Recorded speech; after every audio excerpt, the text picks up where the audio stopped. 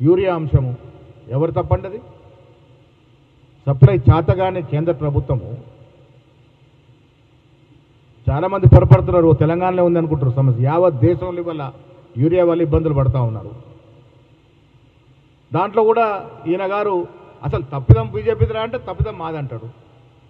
ఇంత మ్యాచ్ ఫిక్సింగా ఫెవికాల్ బంధం అయిపోయింది వీళ్ళది. ఇంకా విడదీయరాని బంధంలోకి పోయినారు కాబట్టి ప్రతిదీ మా మీద నెట్టే ప్రయత్నం చేస్తూ ఉన్నారు.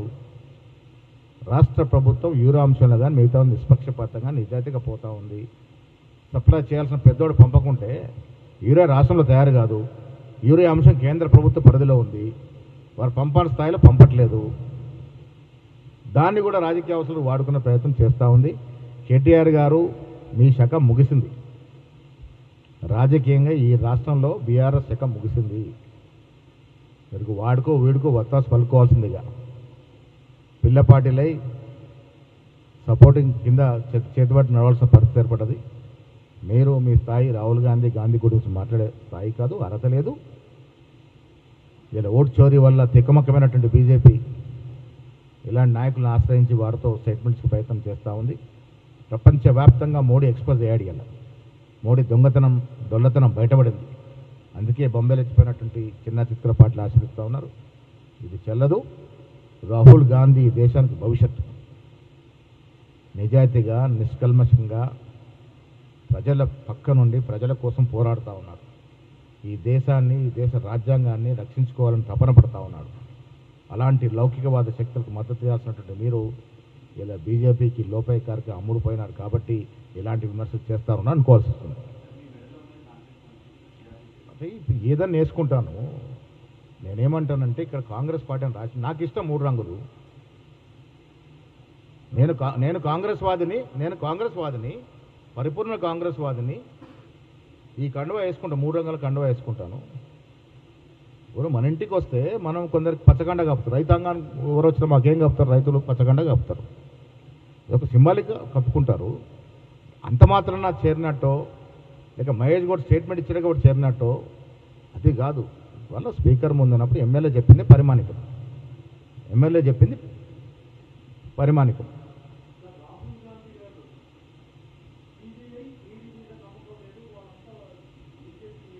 %100 దాన్ని ఏకీభవిస్తా. గతంలో మేము చెప్పినాము అంశాల వారిగా. లేదు, ఇప్పుడు రాష్ట్ర ప్రభుత్వం దర్యాప్తు చేస్తే మీరేమంటారు?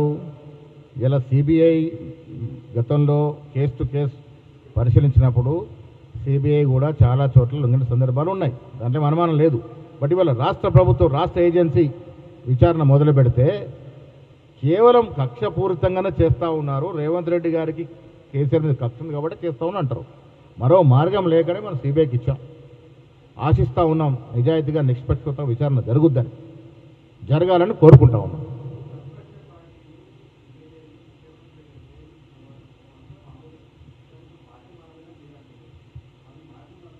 మేమేమనట్లే.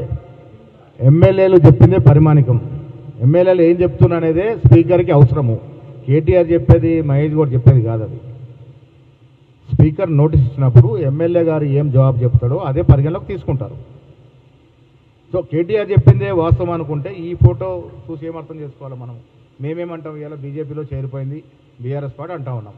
మోకరిల్లి దండం పెట్టి బాంచన్ దొర నేను మీ పార్టీలోకి వస్తాను, మీ కాళ్ళకు అడుగులకు మరలు వస్తానని చెప్పొచ్చినట్టుగా ఉంది. ఇది మరి వాళ్ళు బీజేపీ పార్టీలో చేరినట్టే కదా. ఇది the case is between speaker and MLAs.